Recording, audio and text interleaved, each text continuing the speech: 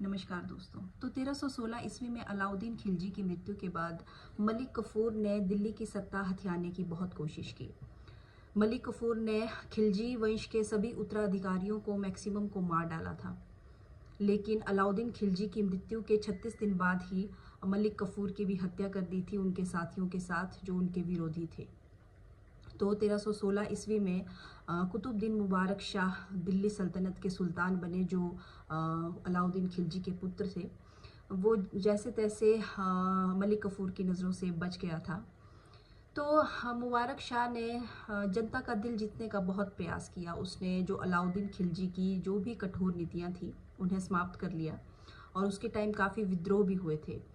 लेकिन मुबारक शाह जो प्रशासन है उसको सुचारू रूप से चलाने में सक्षम नहीं हो पाया, और इसका फ़ायदा उठाया उसके एक बहुत विश्वसनीय जो सरदार था, एक उसका नाम था नसीरुद्दीन खुसरो शाह, और उसने उसकी हत्या कर दी मुबारक शाह की।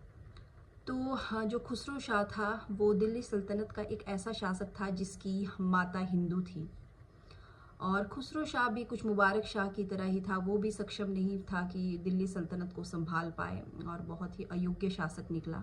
और जो गाजी मलिक था अलाउद्दीन का कमांडर, तो उसने उसे पराजित कर दिया और खुद दिल्ली सल्तनत की गद्दी पर बैठ गया। गाजी मलिक जो था वो आगे चलकर घियासुद्दीन तुगलक के नाम से प्रसिद्ध हुआ। तो इस तरह 1320 ईस्वी में खुसरो शाह की मृत्यु के बाद खिलजी वंश जो 36 वर्षों तक जिसने शासन किया उसका अंत हो गया, और तुगलक वंश की स्थापना हुई। तो अगली वीडियो में पढ़ेंगे हम तुगलक वंश के बारे में। धन्यवाद।